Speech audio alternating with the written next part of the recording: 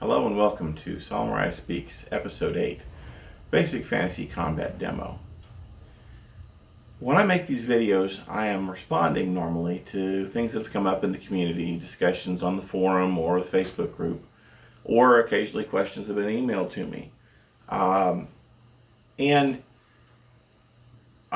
Whatever the main question of the day seems to be to me, the question that most incites my interest, I guess, or makes me feel like I need to clarify things the most, that'll be the thing that I will make a video about.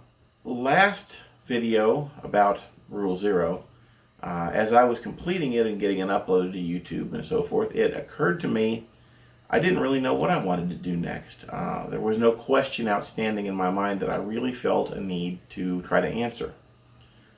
So I put it to the community. I posted on Facebook and asked, I said, what do you think? What do you want to know? What do you want to ask me? What do you want me to talk about? I got a lot of answers. I got a lot of different answers on a broad variety of subjects. But there was one category of questions that all seemed to overlap. One person was asking about how you manage turn order, how you manage the so-called action economy, which is not a term we use in basic fantasy, but I understood where he was coming from. Another person said he wanted advice on how to manage a retreat, which I thought was an interesting question. Several people, both not just in that question thread, but in general, have recently commented to me about the difficulties of simultaneous initiative, which is a standard feature of basic fantasy, and how they go out of their way to avoid it rather than having to deal with it in the game. A lot of different questions that all basically boil down to one thing. People were having difficulty understanding how combat is supposed to work in basic fantasy. And of course, combat's a big part of traditional classic fantasy role-playing games.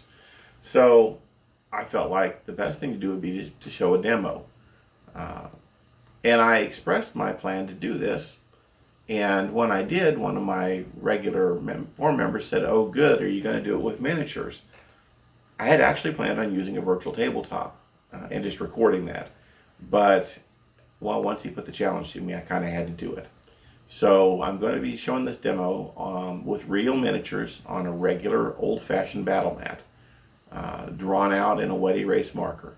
So we're going to do this just the way that I do it whenever I have players at my table, if that ever happens again. But that's what I'm going to do. That's what I'm going to show you today. I'm going to show you how I run a combat. We're going to start from the very beginning when the player characters first encounter the monsters. We're going to talk about reactions. We're going to talk about initiative. We're going to talk about surprise. We're going to talk about morale. We're going to show how movement and attacking works. One person asked, well actually several people asked about why basic fantasy requires you to move and then attack, but does not allow you to attack and then move. I'm going to talk about that a little bit. How you can change that and why I think maybe you shouldn't. I'm going to try to cover a lot of different things. I hope I get to everything that I'm actually planning here. I'm going to use a hypothetical group of characters. I say hypothetical. I'm using miniatures that I have for the player characters, and I'm borrowing names from player characters from the past. At the end of the video, I plan to talk a little bit about the origins of both the miniatures and the characters.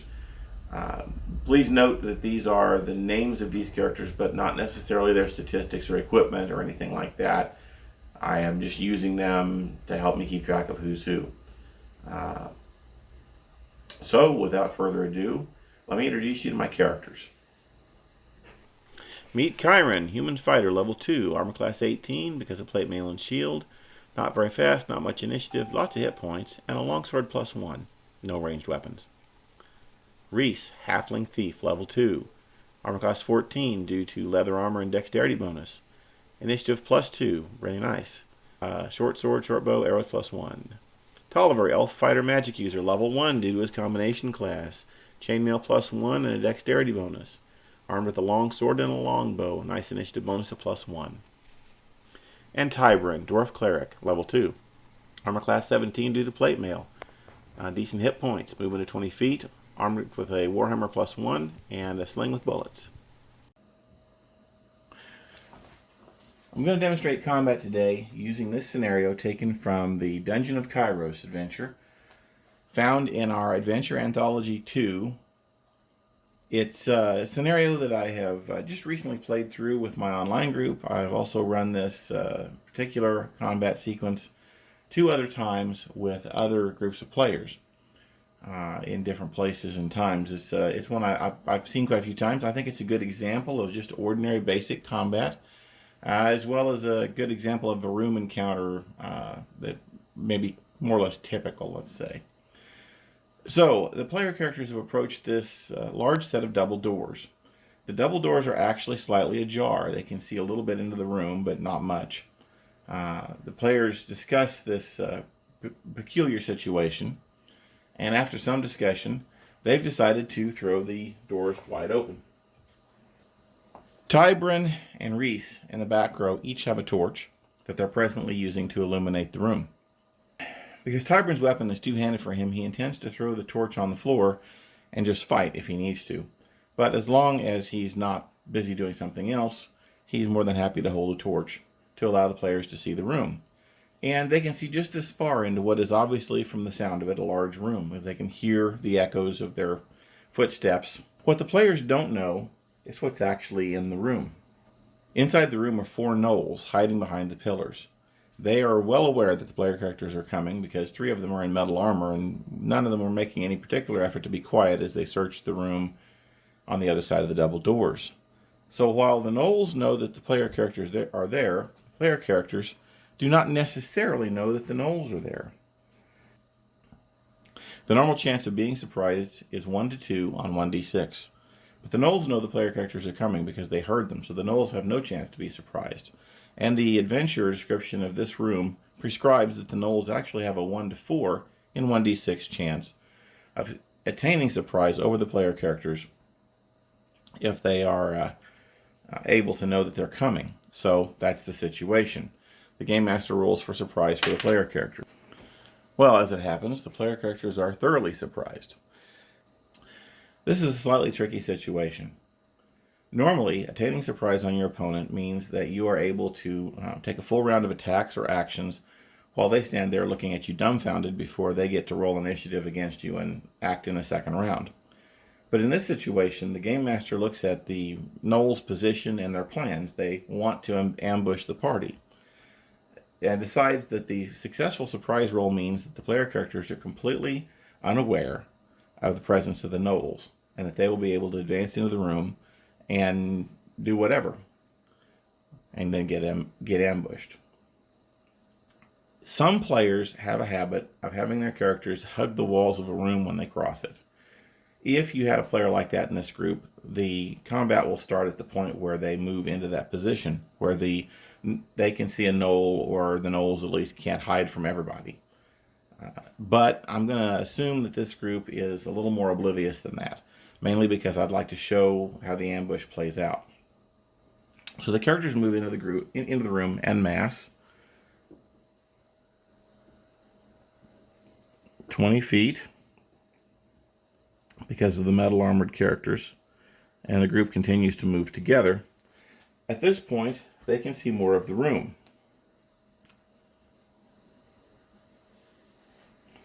Because they brought their light with them. So the Game Master adds in some more lines on the battle mat, and they can see that there are more pillars back there. Fortunately for them, there aren't gnolls hiding behind them also. And again, they move further into the room. Now, the Game Master has not advised them that they're about to be ambushed, obviously, so they don't really know they're moving in rounds. The Game Master just has to watch the players move their figures, and at the point where it is obvious that they're about to be ambushed, the Game Master says, "Hold it," and the gnolls get a chance to come out. And I'm going to suggest a house rule here, or an option for the Game Master. The gnolls achieve surprise, so the player characters don't know that they're there. They don't know that they're hiding, waiting for them. And the player characters have moved into the room unawares. But it's possible, quite reasonable to assume actually, that with 4 gnolls here, one of them might make a sound, maybe shuffling around the pillar to remain hidden, because after all, these gnolls are technically exposed if anybody looks at them. So if they wanted to hide, they would have had to have shuffled around the pillar this way to stay hidden. And they could easily have made a sound. The game master can actually choose to make a second surprise roll. Now, this is also a tricky situation. We're still giving them the benefit of 1 to 4 on 1d6 for surprise. So this 4 means that the player characters are technically surprised. But one player character is an elf, and elves have a 1-point advantage on that. So our elf, Tolliver, is only surprised on a 1 to 3 on 1d6. This particular die roll means that the elf, and only the elf, will be able to respond as the gnolls come around the pillars to attack. This means that the player character has to roll for initiative, and so do the gnolls, even though the gnolls had surprise. An interesting situation. I'm going to roll these dice for the gnolls and distribute them as I see fit around the room, more or less the way that they landed. I'm laying the dice next to the figures. We do this a lot in our in-person games as a way of easily keeping track of initiative. And the elf rolls for initiative, and the elf got a 5. Now, a quick check of the elf's character sheet shows that he has an initiative bonus of +1. So actually he has a 6. The gnolls have no particular bonus. The elf sees them coming, yells a warning to his oblivious friends who aren't able to really do anything, and turns in the direction of the first advancing gnoll, which will be this one over here. The gnoll has a movement of 30 feet, so he can move a total of 6 squares on this map. These squares are 5 feet, just like it says here. 6 squares on this map and still make an attack. The gnoll advances 5, 10, 15. Now, this is a house rule. But I really advise you to take this under advisement.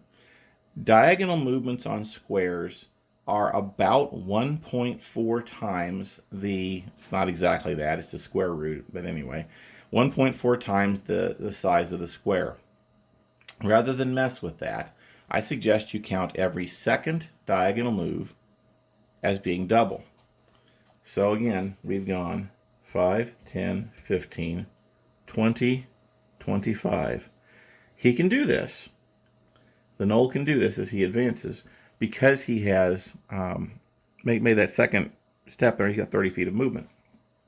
Now, remember though, our elf has a 6 and the gnoll has a 5. So as the gnoll is advancing, the elf can do something. So we'll say at this point, he's here. The elf steps forward out of the way of his friend Chiron and fires an arrow. He got a 7. His attack bonus of +2 for missile weapons means that he has, in fact, missed his target. He hasn't even gotten high enough to hit an unarmored gnoll. So, unfortunately, that didn't help him any. I removed the die for Tolliver because he's made his action. Now the gnoll doesn't have to go as far. This gnoll goes 5, 10, 15, 20, and is behind our dwarf. This is not a good situation for the player characters. Both of these gnolls on 5, I'm going to go ahead and roll their attacks. Grab a couple of d20s here. 12, 13. Gnolls have 2 hit dice. For monsters up to 9 hit dice in basic fantasy, the attack bonus is the same as their number of hit dice. So this gnoll attacking Tolliver the elf has a 14. Tolliver has an AC of 17, as I previously showed. So this attack was a failure, and I remove his die because he's acted. This gnoll got a 13. +2 is 15. +2 because he's attacking from behind is 17. Unfortunately, our dwarf Tybrin has a 17 armor class. This means that Tybrin has taken a hit. The gnolls do 1d8 +1 points of damage, and so I roll. They're using two-handed spears in combat, and they have a bonus of +1 on their damage. So I roll a d8, and I add 1. 6 points of damage to Tybrin. He probably would have preferred not to have taken that damage, but he still has 6 hit points left. And I remove his die. Now, this gnoll moves up 5, 10, 15, and he is able to attack Tolliver from behind. This was probably a tactical error on Tolliver's part. So the Knoll is getting a +2. I'll remove this die. 3. Didn't matter. Even with his +2 for his attack bonus and a +2 for his being from behind, that's not enough to hit him even if he was unarmored. Finally, this Knoll, 5, 10, 15, 20, moves up to attack. Now, I'm looking at this. I'm the game master. Obviously, I'm an idiot. I should have moved him in towards behind Tolliver, or I'm sorry, behind Reese, but I didn't do that. Sometimes even the game master makes mistakes. If you're moving miniatures in front of your players, suck it up when you make mistakes because they saw what you did. But he attacks Reese anyway. Reese's armor class isn't as good as the rest of the party. He only has a 14. And unfortunately for him, he just took a hit because of the +2 the Knoll has, even though the Knoll didn't get his attack from behind.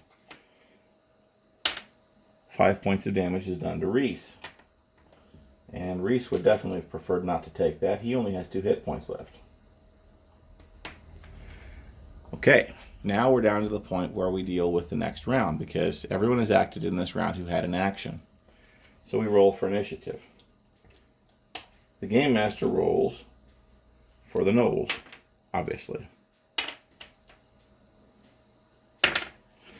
Now, one thing that I do that is not actually by the book, but that you could do if you want to, sometimes I roll for an entire group of identical monsters all together with 1 die. And you can absolutely do that. By the book, each monster gets its own initiative die roll. Do whatever works for you in your game. So now we have a die roll for Tolliver the Elf. Tolliver has a +1, so he has gotten another 6. Chiron has no bonus to his initiative. Chiron has a 5. Tybrin has no bonus to his initiative. He has a 3. And finally, Reese has a +2 to his initiative. Let's give him a better die here. Go with this nice yellow one. So he has 2 + 2 is 4. Now, it's obvious what's going on here at this point. First of all, our man Tolliver has a serious problem. He has an opponent behind him. Obviously, the smartest thing for him to do is to get into a position where monsters can't get behind him. He can move up to half of his movement away from his opponents without incurring a parting shot. And so he does this exact thing, 1 step back into this position, and turns to face an opponent. Tolliver's armed with a bow. That's what he used in his first attack. He could go ahead and drop that weapon and switch to a melee weapon. By the book, you can't use a missile weapon in a melee. The Game Master could decide just to let him use the bow. That's entirely up to the Game Master. Or he could choose to drop it and draw his weapon. Just drop it on the floor. He does not have time to sling it and attack and draw a weapon. This is not exactly by the book, but it's something that I've always kind of enforced. Players who want to switch weapons in the middle of combat don't generally have time to neatly put one away to draw the next one, unless they want to take the time out and do that. Or Tolliver can do this. He can face this way and fire off at this opponent who's not engaged with anyone yet, which means that he doesn't run a risk of actually hitting any of his friends. Tolliver elects to do this. He can drop his bow next round and draw a weapon, and now nobody can really get behind him. He rolled a 10. Tolliver has an attack bonus of +2 with his missile weapon, so that's a 12, but the Knolls have an armor class of 15. So Tolliver has not hit. Tolliver's action is over. Now we're down to the 5s. We have 3 of them. This Knoll attacking our man Reese again. Got a 4. Even with his bonuses, he missed.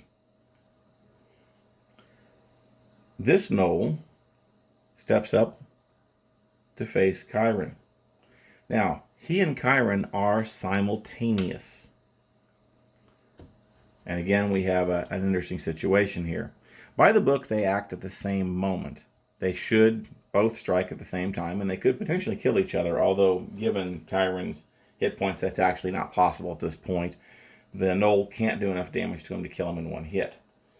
But as it happens, because the Gnoll is armed with a spear, which is a long weapon, distinctly longer than the sword that Chiron is using, the Gnoll, well, the way I run the game, the Gnoll can go ahead and attack first. In fact, I could even leave the Gnoll here because the reach on the spear is enough to reach across that 5-foot square and stab Chiron with it. That's up to the individual game master. I'm going to go ahead and move him forward, closing into combat, but he does get to attack first. He attacks Chiron. 13 plus 2 is 15. Chiron has an 18 armor class. He does not hit him. Chiron attacks the Gnoll, and he rolls a 3 and misses. We have no more 5s. On 4, we have our friend over here, Reese. Reese is not at all happy about this situation. There is an opponent behind him. He turns to face this opponent, this Gnoll, and he strikes at him. Reese is armed with a short sword, so he uses his short sword. I didn't ask them when they walked in the room what they were armed with. I simply went with whatever their first attack was to assume that that's the weapon that they drew and had at the ready. So we will roll an attack for Reese. 8 plus Reese's bonus of plus 1 is 9. Obviously he did not hit. We remove his die. Tybrin. Now, I'm going to point this out to you. This is Tybrin's face. That's his face. The point on the axe, on the hammer rather, points forward. From a distance, it kind of looks like he's facing the other way. I just want you to notice this. Turns around to face the one behind him, denying him his from behind it bonus. And Tybrin rolls to hit. A 13. Tybrin has a bonus of plus 3 with his Warhammer plus 1. So that's a 16. The Gnolls only have an armor class of 15. Tybrin has hit. Tybrin's weapon does a d8 plus 2 points of damage. So I'll find him a d8. 5, 6, 7 points of damage done to the Gnoll. I go down the list. Now, the order of the figures on the map and the order of the characters or the monsters' hit points on the sheet don't necessarily agree. And I'm going to say at this point that they are like this. 1, 2, 3, 4. This was the fourth Gnoll. The fourth Gnoll has 7 hit points. The fourth Gnoll has fallen. Because the fourth Gnoll has dropped, he doesn't get an action. He was on 2, he didn't get his action. I'm sorry, the monsters ordinarily would have made a morale check when they first encountered the player characters. But the adventure specifically says the Gnolls are lying in wait, so that morale check wasn't made. Basic Fantasy does not prescribe in the rules, does not prescribe a morale check to be made at first blood. But the Game Master could decide to do a morale check anytime he or she feels like it's a good idea. In this case, I, the Game Master, decide that, yeah, the Gnolls are still pretty happy with the situation and they're going to carry on. All depends on what happens next. Now, the last Gnoll is the last one with an action on initiative of 2. And that Gnoll attacks Tolliver, and that's a hit. That's 21 with a plus 2 for the Gnoll. So he does a d8 plus 1. Where did that d8 go? There we go. A d8 plus 1 damage to Tolliver. Oh, this is bad news for Tolliver. Tolliver only has 6 hit points. He's just taken 9. Tolliver is now down. Oops, excuse me. Tolliver falls. Now, the Game Master has to decide how to handle death and dying in the game. By the book, strictly by the beginning of the book, when you run out of hit points, you're dead. But even there, it warns the player not to throw the character sheet away because the Game Master may have some option available To save the life of the player character, I used the negative 10 hit point rule. So since he took 9 points of damage total, and he had 6 points to start with, he is now at a negative 3. He'll bleed out 1 point per round until he either dies or somebody binds his wounds or gives him some magical healing. And that ends our round. One of the player characters has fallen, one of the monsters has fallen. Again, we roll for initiative.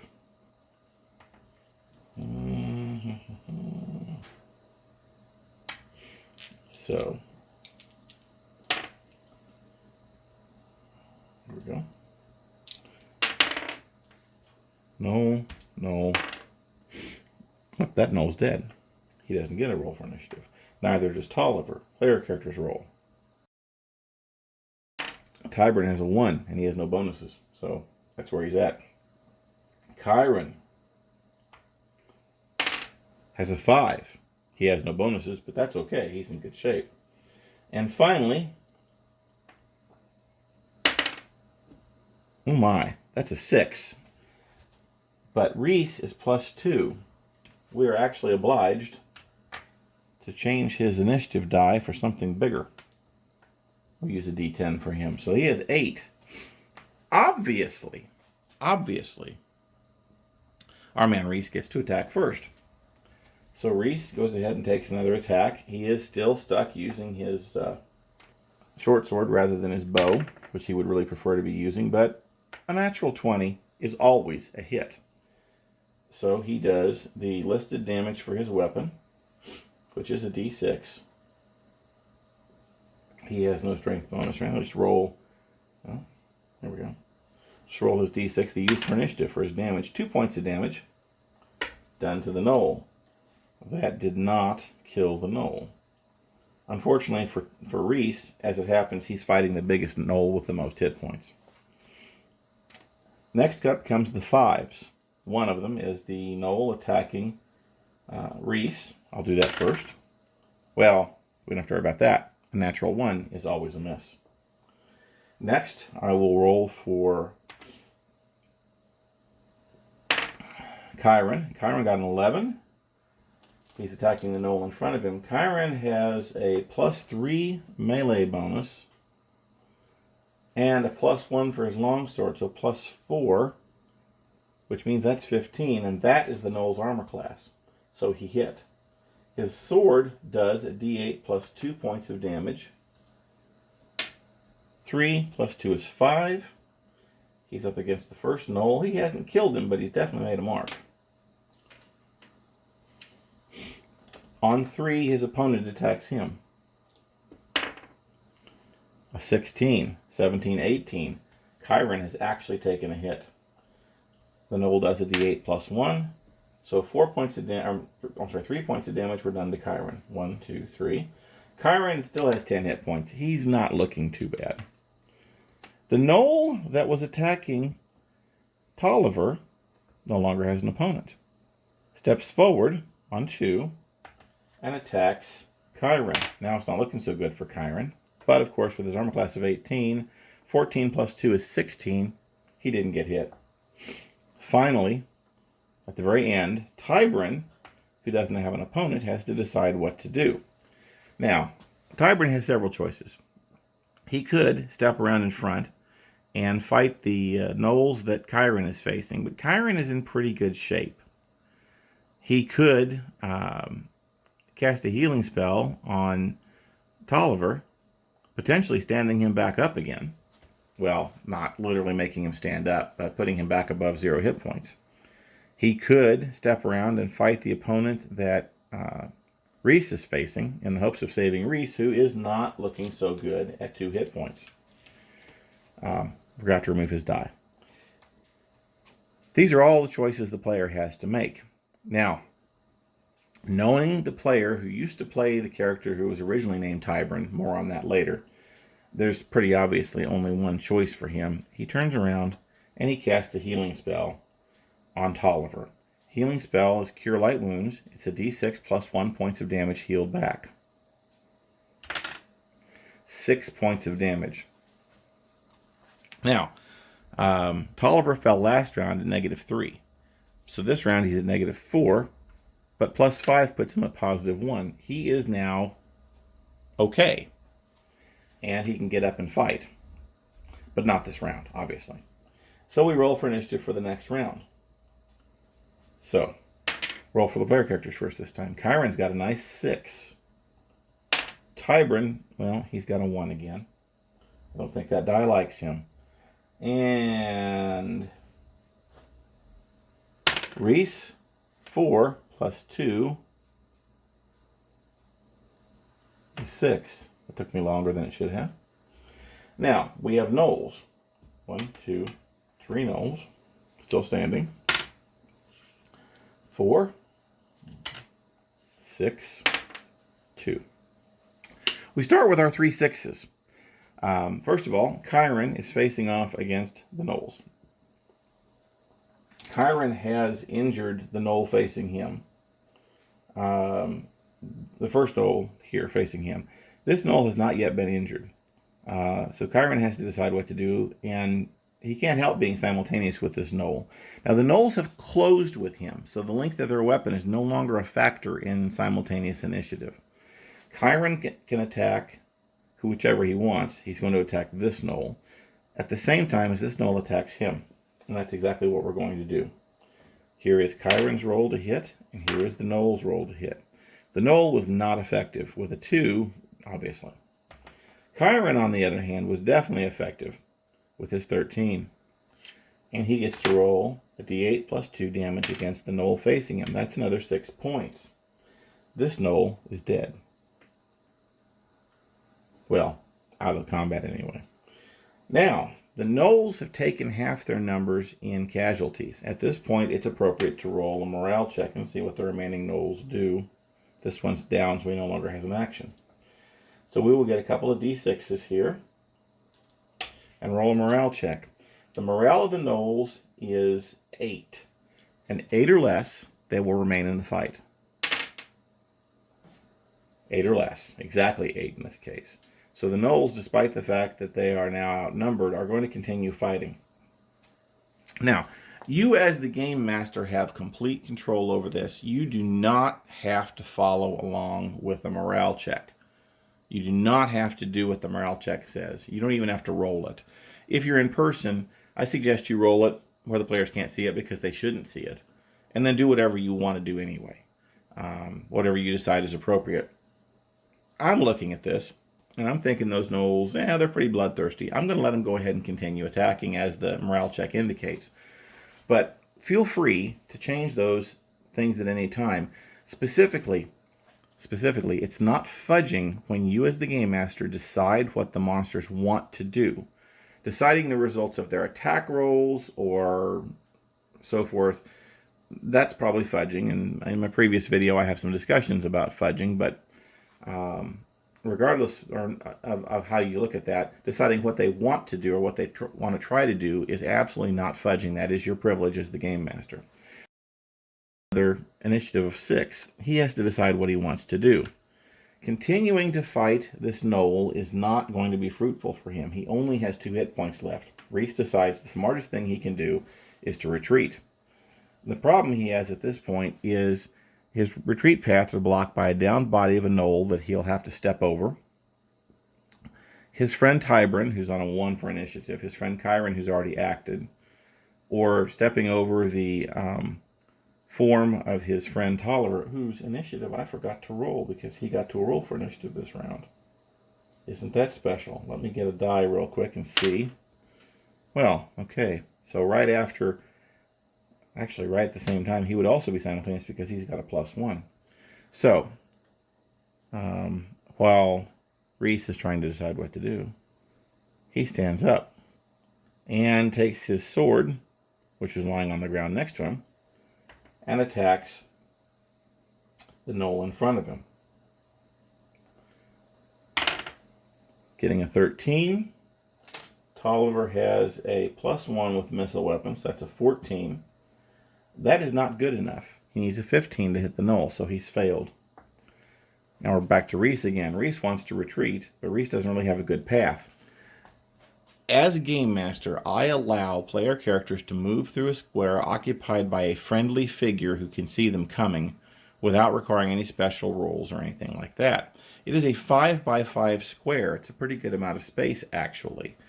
And he's a halfling, so it really shouldn't be a problem for him to move through. So I allow this. Now, if you as a game master feel like that's inappropriate, it's not in the rules.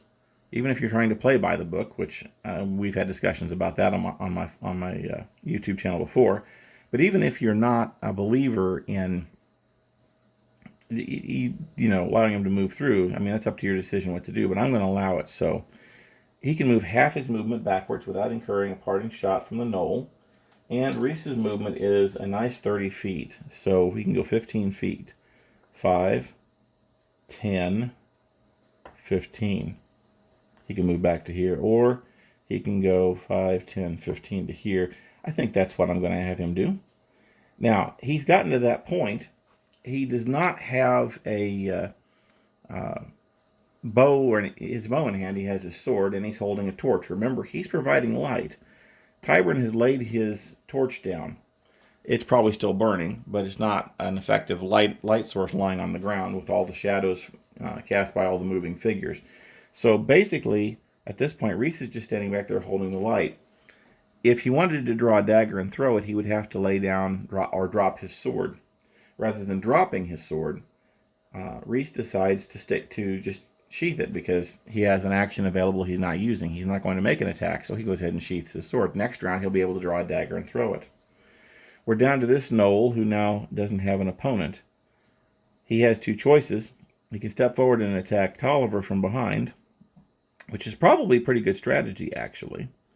But he's also looking at Tybrin, an angry dwarf with a warhammer. I, as the game master, don't actually know what he wants to do. So I decide I'm going to roll a die for it. On a 1 to 3, he's going to attack Tolliver. He's going to attack Tolliver. From behind, +2. Tolliver is probably going down again, but we don't know that till we roll the die. Oh yeah. Tolliver only has 1 hit point. Now, here's a situation where I, as the game master, roll the damage roll secretly. Player character knows he's going down. He only has 1 hit point. He falls. I roll the damage die out of sight of the player character, but I'm going to roll it in front of you. 6 points of damage. So he's at -5 now.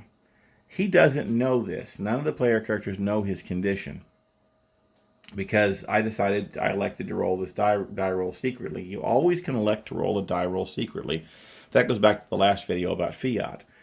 And I have the number. I know what the result is. So there we go.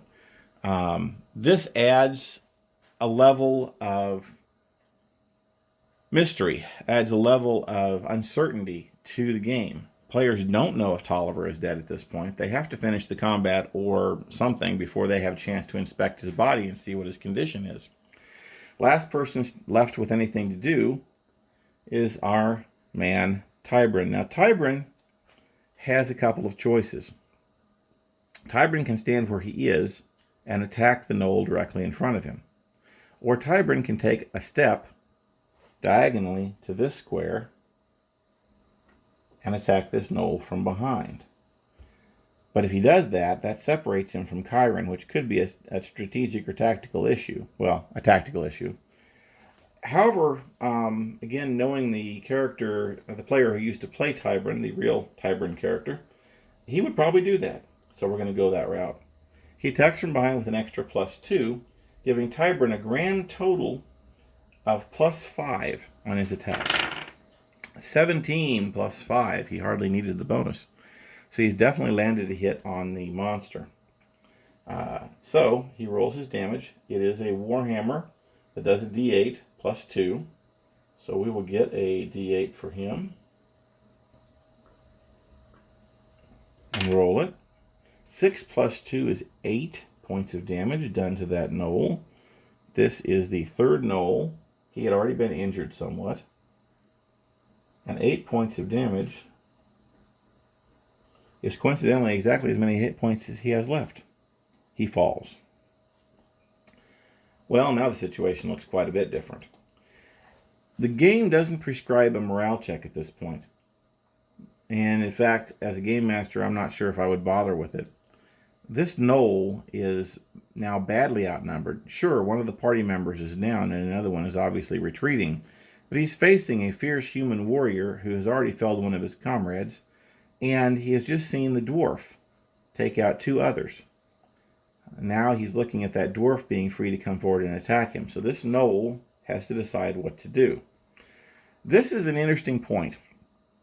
Remember I said the game doesn't prescribe a morale check at this point. I could go ahead and roll one. But the question is now, does the gnoll make a fighting withdrawal, moving half his movement backwards to avoid the parting shot? Or does the gnoll turn and run, also called routing? And my solution for this is pretty simple. I actually use the morale number to check against. Remember, the morale is 8. I make a morale check to see if he will rout or if he will make a fighting withdrawal. If it's 8 or less, he makes a fighting withdrawal. If it's greater than 8, he routs. And that is an interesting way, if you think about it, to approach this question. If you're making a regular morale check, you make a morale check and you determine the monsters are going to try to get out of the combat, you can make a second morale check immediately using this. I don't want to call it a house rule. It's mostly just a ruling. It's just a thing I do because as a game master I can do it this way. But you can make a second roll immediately to see if they rout or not, and it's not a bad solution at all. 6. Less than 8. So he is not going to rout. He's going to make a fighting withdrawal. Now the other thing is he's already made his action for this round. We've just determined what he wants to do. The question is, will he get to do it? Now we roll initiative. We've got a 4 for the gnoll. We have a 4 for Chiron, who does not have a bonus. We have a 6 for Tybrin. And for our friend, 2 plus 2 is... what the heck is the 4? There's 4 for Reese. So Reese and Chiron both act on 4, as does the gnoll. So the gnoll... okay, we'll start with Tybrin. Tybrin is on 6. He moves forward 5, 10, 15 easily. And he strikes at his opponent. Now, the opponent is faced in a diagonal direction. These are his side-by-sides. There are 3 squares. There's always 3 squares behind a figure on a battle mat when you're working at 45 and 90 degree angles. These 3 squares are behind him, so Tybrin actually has an attack from behind again. 2 plus 2 from behind, plus 3 for the Warhammer is not going to hit. So Tybrin has failed to hit. This is where it gets interesting. The gnoll moves backwards, 5, 10, 15. That is his fighting withdrawal. He's simultaneous with Chiron, who does not want to let him get away, 5, 10, 15. So this is where they are. And the 2 of them can attack each other. But that's as far as the gnoll can go without routing. I want to point out to you also, this is the light source. So at this point, 5, 10, 15, 20, 25, 30, the light ends about here. That will mean that Chiron will be at a significant disadvantage if he follows him in, unless Reese follows. But notice Reese is on 4 also. 5, 10, 15. He doesn't even have to run to get up there. Now, he's not going to attack. He could. He put his sheath his sword. He could throw a dagger at this point, which I'm going to assume that he has. He's a thief. But I'm not going to do that because there is a melee situation here between these 2, and a miss on the gnoll could be a hit on Chiron. Not to mention it really looks pretty tight unless he stepped over a space, which he could do. He has enough movement for that. So we're going to roll attacks for both characters. There is Chiron, and there is the gnoll. Chiron has missed. With a 9, facing off against the monster, he has a plus 3. That's only 12. That's not going to be enough. I'm sorry, 13 with the longsword. That's not enough. He doesn't hit. The gnoll, on the other hand, has definitely hit him. 19 versus his 18 armor class. The gnoll gets to do some damage. The gnoll has plus 1. 7 points of damage to Chiron. Chiron felt that. 3, 4, 5, 6, 7. He has 3 hit points left. So Chiron's in kind of a rough situation. So now, next round, because everybody's acted. The Knoll would still like to get away. And the Knoll rolls a 2 for its initiative. It's probably not going to get away. Chiron rolls for initiative and gets a 4. Tybrin rolls for initiative and gets a 3. And Reese rolls for initiative and gets a 5. Plus 2 is 7. We'll find his die over here and find a 7 on it. And there he is. Obviously, Reese is faster. Now, the question becomes, what's Reese going to do? Here's the answer. Reese is going to hold that initiative. Yeah, he's faster than the monster, the only monster left standing. But if he continues to attack the monster, or moves forward to attack the monster, he runs the risk of getting killed. He only has 2 hit points. Of course, Chiron only has 3, but Chiron has an 18 armor class. Reese only has a 14. His best bet is to hold off as long as he can and see what happens. In this case, Chiron is the next fastest, and Chiron is going to attack, because that's what Chiron does. Chiron got an 11. He is plus 4. That's 15, and that is enough to hit the monsters. Chiron gets to do his d8 plus 2 points of damage. 3 plus 2 is 5. This Knoll is actually uninjured. 5 points of damage isn't enough to kill it. And the Knoll, he's acted. The Knoll elects to move backwards on 2. On 3, Tybrin could move up and attack, but he has a downed comrade he's standing right next to. Tybrin takes this moment to check his comrade. We remember that he was at -5 2 rounds ago, so he's at -7. It's a pretty serious situation. Tybrin decides not to cast a healing spell on him and instead just binds his wounds, stabilizing him. That's Tybrin's action. Tybrin stabilizes his friend because he only has the one healing spell, so he doesn't have another one to cast. He is only 2nd level. And first level cleric doesn't have a spell in basic fantasy. If he has a potion of healing or a scroll with a spell on it or something like that, he could employ it. But even if he had it, at this point, Tybrin probably wouldn't, because there are 2 badly injured members in the party who are still standing and still able to fight. And the odds of him getting, well, he just can't. 7 hit points back to Tolliver at this point would only get him to 0. He literally cannot make Tolliver ready to fight, but he can keep one of his other friends ready to fight or save their life if he had a spell. This is all moot because he does not have a spell at this point. But I want you to understand the decision-making process for the healing here. I said this was an example of combat, but I am trying to cover some of the things I discussed in the player character survival strategies video that I made. On his initiative of 2, the Knoll gets to go ahead and move backwards another 15 feet. This is not a good situation for the player characters to continue pursuing, but I know my player characters, so this is probably what's going to happen. Now the question becomes initiative. If the Knoll gets initiative, it can flee at full speed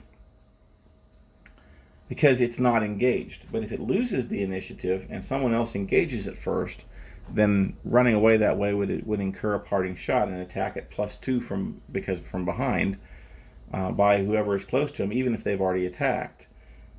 Not a good situation for the Knoll. The Knoll has a 2. It's not looking good for him. Chiron has a 4. Now, here you see an initiative die. He never acted. He never did take his action. And as a consequence, he doesn't have to roll for initiative because he held his action from the last round. He steps over 5 feet and he throws a dagger. 5, 10, 15, 20, which puts him within medium range. So the die roll he's going to make is going to be an unadjusted die roll. Find a die for him. He rolls a 6. His dagger goes skittering across the floor, having missed the opponent. But he did get to use that initiative that he rolled so well last round. On 4, our man Chiron runs forward. He's moving on his own action, so he's faster than the Knoll. Even though the Knoll has a longer weapon, it doesn't matter. He steps forward. He didn't even run. 15 feet was still within walking range for him. So he walks up and he rolls to hit. 6 and 4 with his long sword is 10. Is not good enough to hit. Now the gnoll has a decision. The gnoll is on 2. The gnoll can back away or he can attack. We already know the gnoll has failed his morale check. So I'm going to go ahead and assume that the gnoll is going to back away. Well, he didn't fail a morale check. I decided he was going to back away. He still wants to get away from this fight. So he steps back 5, 10, 15.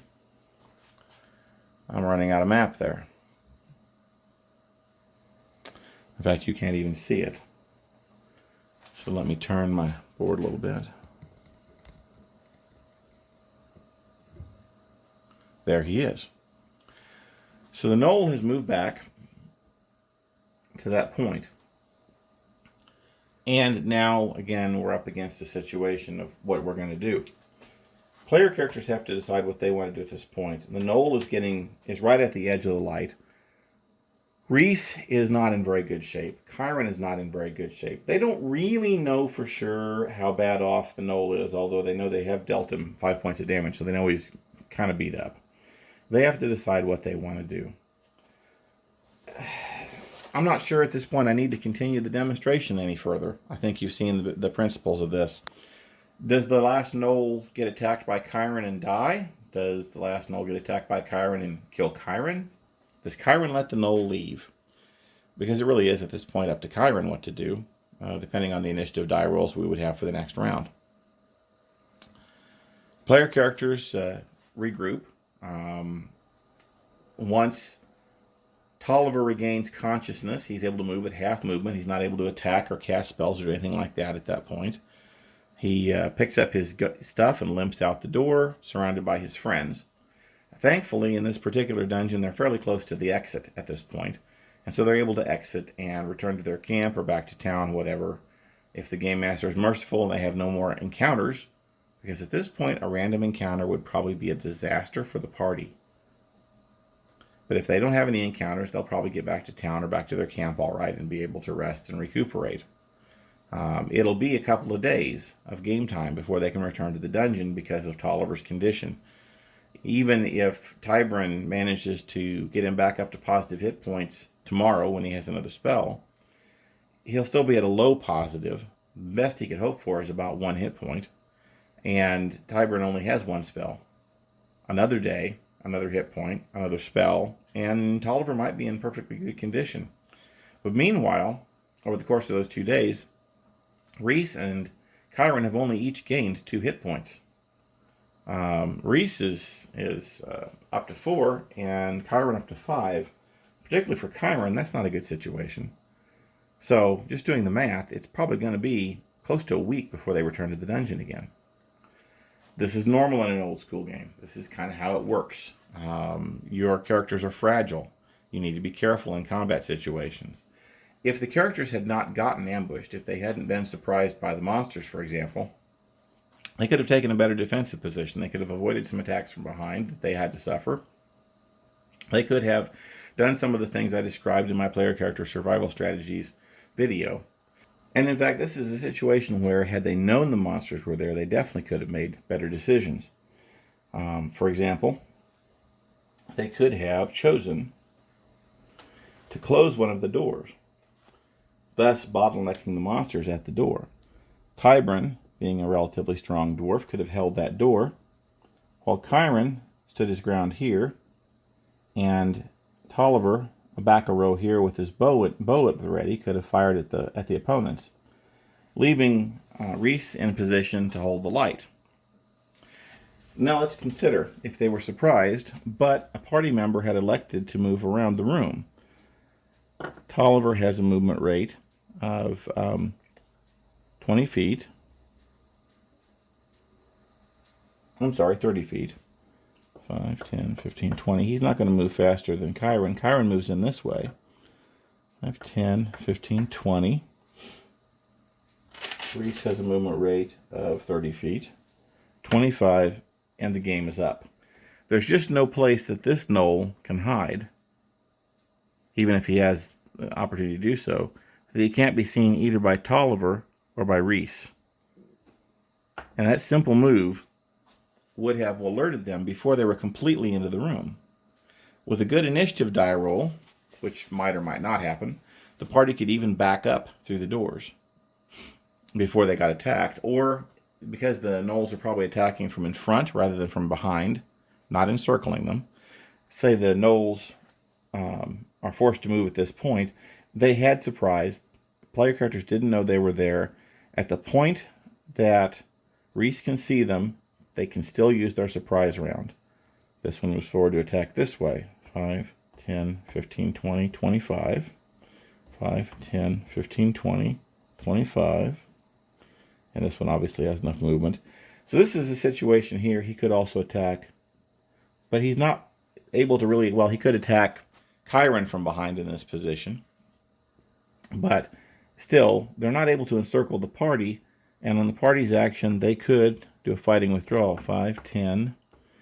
With a 20-foot movement, that is his maximum movement back. They could move like this, and with the fighting withdrawal, Tolliver could even attack. There are situations, 5, 10, 15. There are situations where it actually makes sense to, even if you have the initiative, to allow the monsters to act first and then move away from them. That would allow Tolliver to use his bow rather than being required to use his sword. And if he moved back and if Reese moved back, both could use their bows to attack one opponent.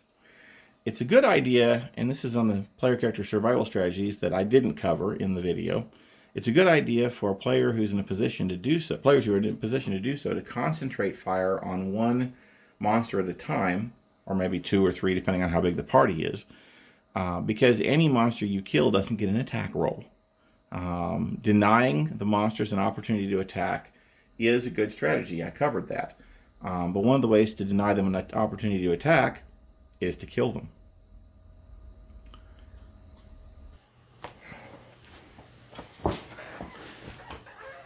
Well, I hope everyone enjoyed the video. I know it was longer than I think any of my videos have been so far, except maybe an actual play video. But it was pretty close to an actual play, actually. I wanted to cover everything. I hope I did.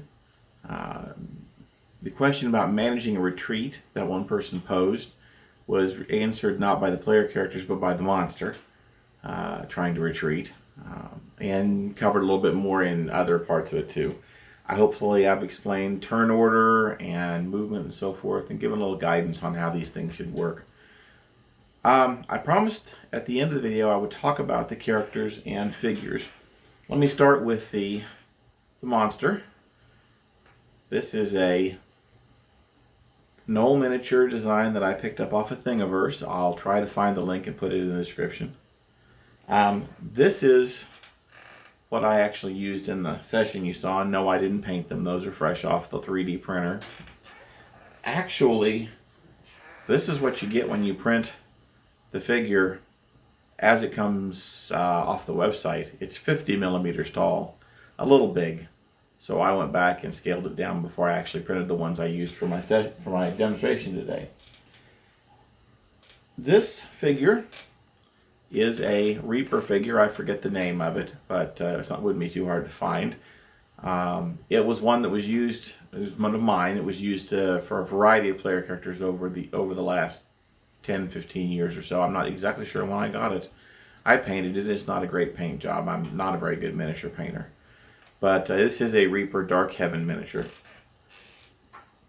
This, the elf Tolliver, this is a heritage miniature from mid-1980s. Maybe early 1980s.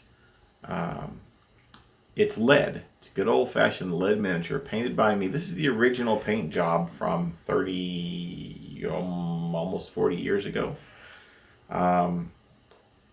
Tolliver was the name of a character that I created. One I never got to play, but I love him dearly. I hope someday I'll get the opportunity. Reese, by the way, is the name of a player character. One of the many characters who used this figure at one time or another, played by my friend Chris Wolfmeyer. He asked when I hadn't decided yet on social media what I was going to name my halfling thief for the session, he asked if I could use Reese, the name of his character, and I hope I'm pronouncing that right. These two are special. This is a Hackmaster fighter miniature. I forget the exact name, but it was a Hackmaster branded miniature. And this is a Reaper Dark Heaven miniature. Chiron and Tybrin.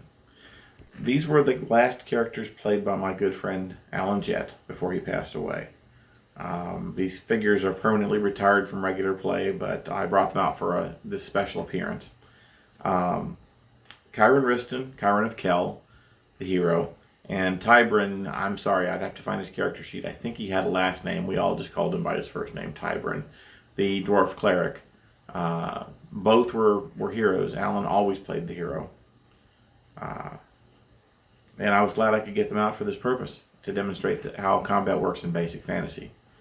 So that should cover everything. The Hackmaster miniature, I bought this specifically to depict Chiron of Kel.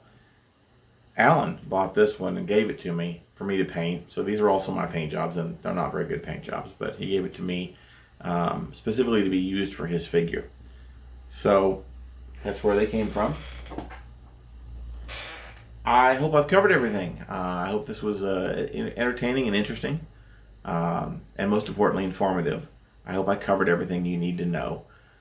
If anyone has questions or finds something that I didn't cover adequately, feel free to leave it in the comments or contact me on social media through my Facebook, through the Basic Fantasy RPG Facebook group, or you can find me on the Iron Falcon RPG Facebook group also. I'm not hard to find. Thank you for watching, and have a nice day.